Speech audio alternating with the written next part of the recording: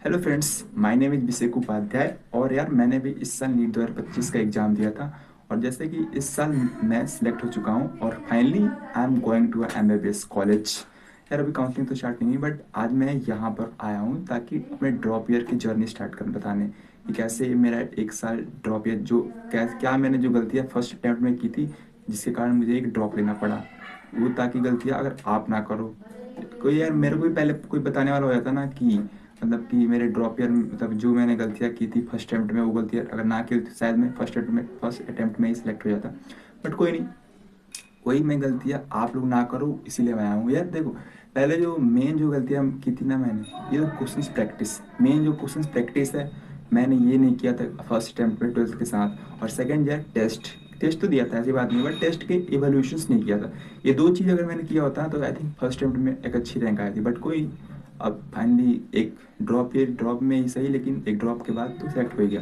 वही बता रहा हूँ कि आखिर मैंने कैसे कैसे मतलब कि हर एक सब्जेक्ट में बताता हूँ कि कैसे जो मैंने अप्रोच लिया जिसके कारण से आज मैं सेलेक्ट हो चुका। ठीक है, देखो पहले स्टार्ट करते हैं फिजिक्स के बारे में। यार देखो फिजिक्स, पहले बताऊँ, मैं 12th क्लास में तो मेरी उतनी मतलब वैसी नहीं थी, सिर्फ कॉन्सेप्ट तो कुछ आता था नहीं मेरे को। एक्चुअली अगर मैं रियलिटी बताऊँ तो सिर्फ वही मतलब कि फॉर्मूला बेस्ड हो जितने भी वही सारे होते थे मेरे से।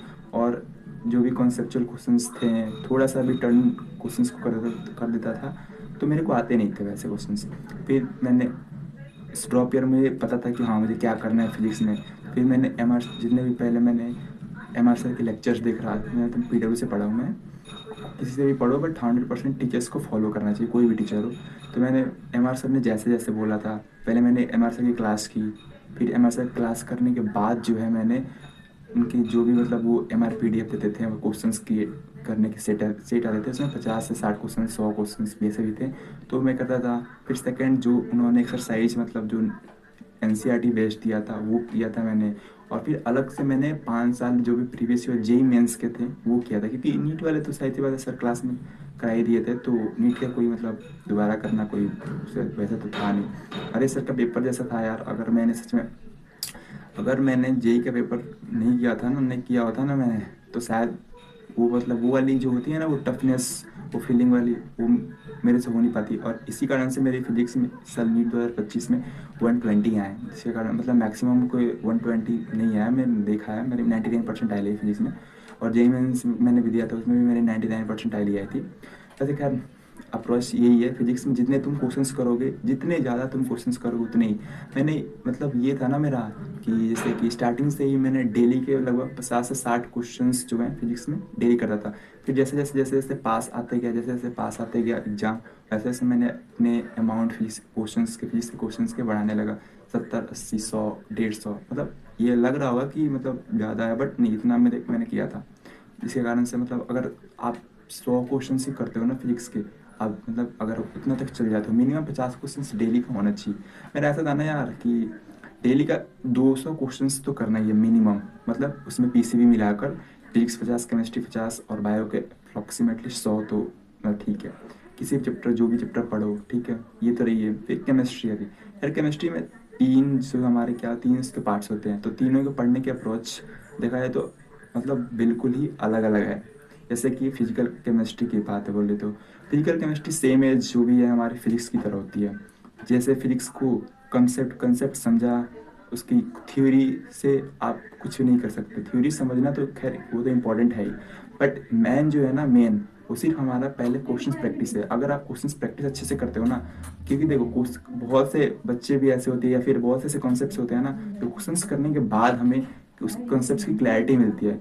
इसलिए हमें मेन फोकस कौन जो क्वेश्चंस प्रैक्टिस पे करना चाहिए। फिजिकल केमिस्ट्री में सेम है, कॉन्सेप्ट्स पढ़ो और बस क्वेश्चंस करो। जितने क्वेश्चंस करोगे, जितने पेन चलाओगे ना यार, उतनी तुम्हारी फिजिकल केमिस्ट्री हो या फिजिक्स हो, ये दोनों की अप्रोच जो है ना करने की, दोनों की सेम होती है। जितना ज़्यादा पेन चलाओगे, जितना ज़्यादा क्वेश्चंस करोगे, उतनी ज़्यादा तुम्हारी फिजिकल केमिस्ट्री फिजिक्स अच्छी होगी। अब आते हैं हमारी ऑर्गेनिक केमिस्ट्री। यार ऑर्गेनिक केमिस्ट्री में ऐसे बोलते हैं सब कि रटने वाला है, लेकिन ऐसा कुछ नहीं है। अगर तुमने एक बार ऑर्गेनिक केमिस्ट्री को समझ ली ना, मतलब कि वो कैसे उसके रिएजेंट कैसे काम करता है, तो उसके बाद बस तुम्हें कुछ नहीं करना, बस उसको डेली देखते रहोगे, तब भी याद हो जाएगा आराम से। बस ऑर्गेनिक में कुछ करना नहीं, बस तुम्हें वो कॉन्सेप्ट अगर पता, जैसे टीचर जो भी बता रहे हो उस कॉन्सेप्ट को याद करो, बस हो गया। एक चार्ट पे रिएजेंट लिखो और बस हो जाएगा। उसके बाद हमारे आते ऑर्गेनिक के बस ये सिंपल है, कुछ ज़्यादा कुछ चीज़ नहीं, आसान होता है ऑर्गेनिक अगर देखा जाए तो। फिर आती है हमारी इनऑर्गेनिक। यार इनऑर्गेनिक मतलब मेरे को अगर देखा जाए ना, वो पूरे केमिस्ट्री के जितने भी तीनों पार्ट्स थे, उन तीनों में सबसे आसान जो मेरे को लगा वो इनऑर्गेनिक, क्योंकि मैंने एक महीने मतलब एग्जाम के एक महीने पहले से ही पढ़ के किया था। लेकिन खैर आप मत करना से, जैसे मैंने पढ़ तो रहा था वैसे पहले भी, मतलब उसमें भी क्वेश्चन प्रैक्टिस, पर लास्ट के दिन में मतलब वही था कि सिर्फ इनऑर्गेनिक जितना मतलब रट लो। बट मैंने कब रटना स्टार्ट किया, पहले कंसेप्ट क्लास करो, फिर जो भी मतलब ऐसे ऐसे समझ आ जाए ना, उसके बाद आराम से रटो जो भी, उसके बाद सिर्फ उसमें रटना ही है।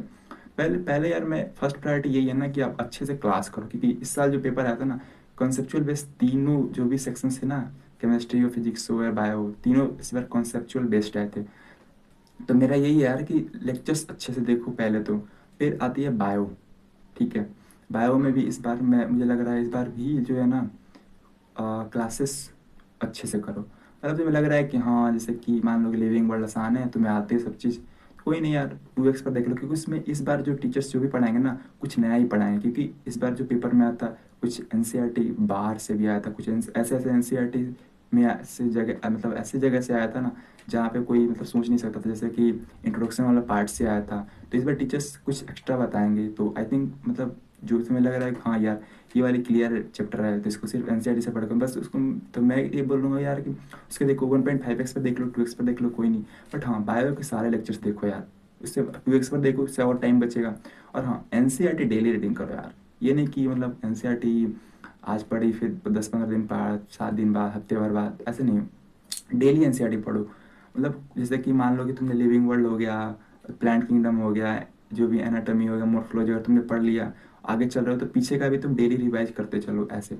हफ्ते में अगर ऐसे बोल रहे तो मतलब हफ्ते में डेली तो पढ़ना ही चाहिए। बट अगर ऐसे मान लो कि तुम्हारा जो भी बायो में के जो भी चैप्टर्स हैं वो बहुत आगे चला गया, हाफ हो गया, या फिर 7 चैप्टर, 6 चैप्टर, 5 चैप्टर भी हो गया, तो पीछे का मतलब इससे रिवाइज करते चलो, एनसीईआरटी पढ़ते चलो मतलब। और डायग्राम बेस, जो भी डायग्राम हो, इस बार ऐसे भी डायग्राम आए थे यार, मतलब जो कोई मतलब इससे सारे टीचर्स बोल रहे थे कि ये पढ़ लो ये पढ़ लो, तो कोई वो वाली डायग्राम पढ़ के ही नहीं गया था। बट हाँ वो आ गया था। बट हाँ वही बोलो कि टेस्ट टेस्ट में जो मतलब वो एक्चुअल में आते रहते हैं, तो उससे मेरा तो हो गया था। इसलिए बोल रहा हूँ ये सब चीज़ करोगे ना, तो आराम से तीनों मतलब कॉन्सेप्ट जो भी होगी सब क्लैरिटी हो जाएगी। अब मेन चीज़ जो आती है ना, ये सारी स्टडी करने के बाद अगर आपने ये चीज़ जो मैं बताने वाला हूँ ना, अगर आपने ये नहीं की ना, तो यार सब चीज़ मतलब सब चीज़ वेस्ट है। और ये सबसे मेन इंपॉर्टेंट ये टेस्ट। वो बोलते हैं ना, test is the mirror of your hard work. जो भी है मतलब आपने कितना पढ़ा, आप टेस्ट देकर ही पता चलेगा आपके कि आपने कितना पढ़ाई की, कैसे की। तो यार जैसे मान लो कि तुमने कोई भी टेस्ट दिया, उसमें तुम्हारे मार्क्स अच्छे आ रहे हैं, और मतलब जैसे मान लो 600, 650, 600, 550 भी आ रहे हो, तो यार कोई नहीं, धीरे धीरे ही मार्क्स बढ़ते हैं। अभी टाइम है, अभी 1 साल है हमारे पास। तो ऐसा कोई ये नहीं कि टाइम जा रहा है, बट हाँ इतना भी नहीं कि टाइम बहुत ज़्यादा है, क्योंकि हमें 1 साल में 2 साल की सिलेबस पढ़नी होती है। तो ट्राई करो कि जैसे मान लो तुम्हारे 550 आ रहे हो, तो ट्राई करो कि 600 पे पहुँचो पहले। फिर अगर 600 आ रहे हैं तो 650 पे पहुँचो, 650 आ रहे हैं तो 700 पे पहुँचो, 700 भी आ रहे हैं तो 720 पे पहुँचो यार। क्योंकि ऐसे टारगेट रखो ना यार कि मुझे एट द एंड 720 तक ही पहुंचना है। क्योंकि यार मेरा ऐसा था ना, जैसे कि मेरा 12th क्लास में ऐसा था कि एक बार मेरे 650 आ गए थे, ठीक है, और 620 भी ऐसे आते थे, तो मेरे लगा यार तो हो ही जाएगा उस समय, मतलब 580, 610 पे हो जाता था सिलेक्शंस। 2024 की बात कर रहा हूँ। तो मेरे को लगा यार हो जाएगा, चलो फर्स्ट अटेम्प्ट में क्लियर कर लूँगा। बट हुआ ऐसे कि मेरा मार्क्स 570 आए। मतलब जितना एक्सपेक्ट करते हो ना, ऐसे बोलते हैं कि 50 नंबर बढ़ के आता है, बट ऐसा कुछ नहीं होता यार। वो एग्जाम वाली टेम्परामेंट ही डिपेंड करती है कि तुम्हारा मतलब कैसा क्या मार्क्स आएगा। ऐसा कुछ नहीं है कि हाँ तुम्हारा मान लो 520 आ रहे हैं तो 570 आएंगे, 650 आ रहे हैं तो 700 आएंगे। कम भी हो जाता है। अगर मेरे मेरे हिसाब से तो मेरे मेरे में तो यार कम भी हुआ था।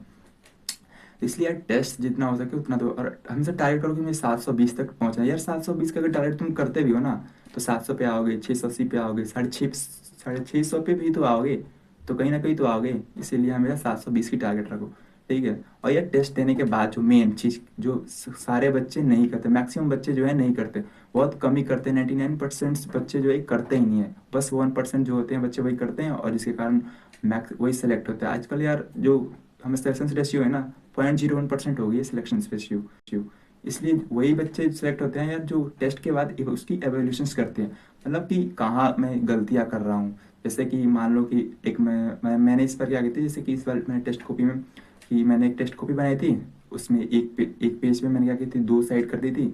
एक साइड लिखा था मैंने कॉन्सेप्चुअल बेस्ड क्वेश्चंस, और एक साइड जो था उससे मैं लिखा था सिली मिस्टेक्स। मतलब कॉन्सेप्चुअल बेस्ड के मतलब कि जैसे कि हाँ, ये वाले क्वेश्चंस जो हैं मेरे को आते नहीं थे, मतलब ये आते ही नहीं थे, कॉन्सेप्ट मेरे को पता नहीं था। और दूसरे कॉन्सेप्ट यार मेरे वीक थे, ठीक है। और तीसरा और जो मतलब कि जो सिली मिस्टेक्स थे, मतलब किस टाइप के सिली मिस्टेक्स हो रही है मेरे से, OMR फील्ड में हो जा रही है या फिर मतलब फोकस नहीं बन पा रहा, वो उसमें लिखता था, ठीक है।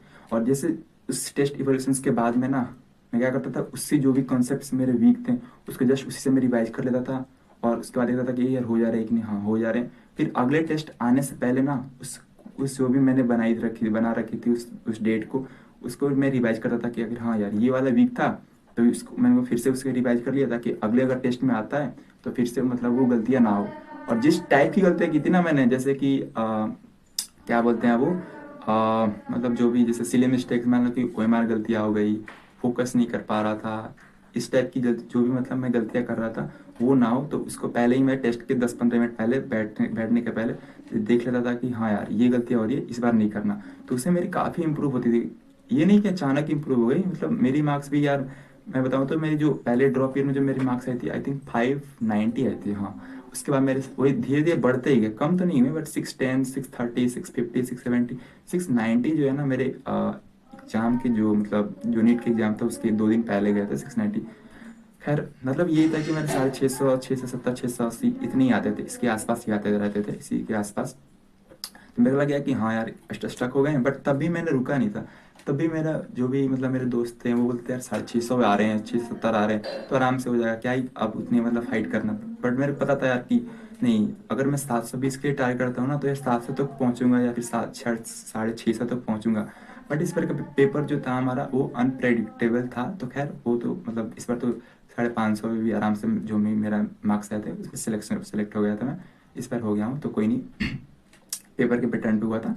बस यही यार कि मतलब कि टेस्ट जरूर दो, टेस्ट की इवोल्यूशंस करो, जो अगले टेस्ट आने से पहले उस टेस्ट को मतलब रीएवेल्यूएट करोगे आखिर मैंने क्या गलतियाँ की, उससे यार तुम्हारी जो गलतियाँ आगे होने वाली होंगी ना वो गलतियाँ पे तुम मिनिमाइज करोगे। और जो गलतियाँ तुम अभी अगर मैं धीरे धीरे कम कर लोगे ना, तो वो जो गलतियाँ तुमसे अभी हो रही है ना वो नीट के एग्जाम में नहीं होगी। क्योंकि मेरे साथ भी ऐसे बहुत बार हो चुका था, मतलब पिछली बार भी हो चुका था। इस बार जो नीट का एग्जाम हुआ था इसमें भी मतलब कुछ तो हो ही गया था, क्योंकि यार इतना प्रेशर हो गया था। तो खैर अब आता है नेक्स्ट थिंग, उसके बाद फिर हमारे आता है रिवीजन। जैसे तुमने रिवीजन, यार रिवीजन मस्ट है, रिवीजन इज अ मस्ट। मतलब कि तुमने पढ़ लिया, टेस्ट दे लिया, ठीक है, लेकिन यार जैसे कि तुम आगे पढ़ते गए यार, हमारा जो ये 11वीं 12वीं का जो भी नीट का जो भी सिलेबस है ना वो बहुत ही फास्ट है, बहुत ही वास्ट है। तो यार इसको ये नहीं कि सिर्फ आगे पढ़ते गए और पीछे का भूलते गए। यार जितना तुम पीछे का रिवाइज कर, पहले आगे का पढ़ रहे हो ना तो पीछे का साथ साथ पैरेलली रिवाइज करते रहो। और अगर तुम्हें ऐसा लग रहा है ना कि पीछे कैसे रिवाइज करो, तो पीछे का रिवाइज करो। और जो भी तुमने पिछली बार मतलब कि पिछले जो तुमने टेस्ट दे रखा है उसको एक काम करो, फिर से दो। अगर तुमसे जो क्वेश्चन मान लो तुमने गलत किया है उसमें, क्योंकि जैसे अगर मान लो ऑनलाइन टेस्ट देते हो तो उसमें तो आ ही जाता है कि हाँ तुमने ये गलतियाँ की थी, तो उसको मतलब उसके आंसर्स मत देखो, उसी पे फिर से क्वेश्चंस करो। और अगर सही हो जाते हैं तो समझ लो कि मतलब हाँ तुम्हारा सही है। बस रिवीजन ऐसे ऐसे करते रहो, पीछे पीछे जो पीछे का रिवीजन करते रहो, आगे चलते जाएगा। और एट द एंड जब हमारा मतलब कि दिसंबर जनवरी आएगा, उस समय से यार फुल मोक एक मतलब महीने में 4-5 देना, फिर फरवरी में धीरे धीरे मतलब अपना बढ़ाना। बस यार ऐसे करोगे ना तो तुम्हारी आराम से स्मूथली ड्रॉप ईयर जाएगी, ना कोई टेंशन ना कुछ। अगर ये तुमने कर लिया ना यार, तो दुनिया कोई भी एग्जाम, नीट क्या दुनिया कोई भी एग्जाम नहीं है जो तुम क्रैक ना कर पाओ। तो बस यार यही थी मतलब 3 चीज़ें अगर तुमने की ना, जो भी मतलब टीचर पढ़ाते हैं उसको 100% फॉलो करो, जो कहते हैं वो करो, DPP करो डेली। सेकंड, टेस्ट दो, कैसे भी करके टेस्ट दो, उसकी इवैल्यूएशंस करो, मस्ट इंपॉर्टेंट। टेस्ट देने से ज़्यादा अगर टेस्ट तुम दे रहे हो ना तो बस वो 10% है, 90% जो है ना उसका मेन वो इवैल्यूएशंस पर ही डिपेंड करता है। अगर तुमने उसकी टेस्ट की इवैल्यूएशंस ही नहीं की ना कि आखिर गलतियाँ कहाँ की, तो फिर वो टेस्ट देने से कोई फायदा नहीं, तुम्हारे 3 घंटे आखिरकार वेस्ट ही होंगे। जिसने टेस्ट ना दिया और जिसने दिया और इवेल्यूएट ना किया वो दोनों बराबर ही हैं। और जो इवेल्यूएट करता है वो बस इन मतलब कि जो लाखों बच्चे हैं उनसे आगे आते हैं और सिलेक्ट हो जाते हैं। तो बस ये गलतियाँ मत करना यार बस। क्योंकि जो ड्रॉप ईयर में बच्चे होते हैं ना ऐसे मतलब उन्हें जल्दी जल्दी चाहिए होता है, क्योंकि मैंने भी ये फीलिंग मतलब मेरे अंदर भी फीलिंग आई थी, जल्दी जल्दी यार खत्म करो, जल्दी जल्दी खत्म करो। बट यार ऐसा नहीं होता, मतलब टेस्ट में मार्क्स जो है हमारे कम आए तो हम क्या करते हैं, टेस्ट छोड़ने लगते हैं। ये गलतियाँ बिल्कुल मत करो यार। मेरे को सच बताऊँ तो एग्ज़ाम के 1 महीने पहले ऐसे भी आया था डिप्रेस्ड कि यार पता नहीं यार मेरा सिलेक्ट हो भी पाऊँगा या नहीं हो भी पाऊँगा, मतलब कि मेरे मार्क्स काफ़ी नीचे गिर गए। तो मेरे को लगा, फिर मैं धीरे धीरे फिर से मैंने काम उस पर करने लगा, धीरे धीरे वो बढ़ने लगा। तो फिर मेरे को आइडिया हुआ कि नहीं यार, मतलब कि डिप्रेस होने से तो मतलब कुछ नहीं होगा। फिर ऐसे टीचर लास्ट में मोटिवेट किया कि हाँ ऐसे ऐसे करो। फिर मैंने भी वैसे किया। तो बस यही यार कि तुमने टेस्ट दिया अच्छे से, इवोल्यूशंस कर रहे हो, रिवीजन कर रहे हो, तो बस और कुछ नहीं चाहिए, मेरी बात मानो, कुछ नहीं चाहिए। बस इतना कर लो ना यार, तो बस। और लास्ट के दिनों में मार्च अप्रैल है तो इसमें बस फुल मोक लगाओ, बस उसके बाद मार्क्स अपने आप इम्प्रूव होंगे। बस इतना कर दो। यही थी यार मेरी ड्रॉप ईयर जर्नी। अब चलो यार, कमेंट में बताना कि कैसी लगी वीडियो और आगे किस चीज़ पे चाहिए। मतलब जो चीज़ तुम फेस कर रहे हो ना यार, वो मैं भी ड्रॉप ईयर में फेस किया था। क्योंकि यार जो बच्चे आगे जो भी ड्रॉप ईयर में फेस करते हैं ना, वो भी जो पिछले जो भी ड्रॉप ईयर्स में जो भी निकले हुए थे वो ड्रॉप ईयर में फेस करते ही हैं। तो बताना कि क्या कैसी तुम, मतलब क्या आगे तुम फेस कर रहे हो, इस पर मैं वीडियो बनाऊंगा। Okay, bye.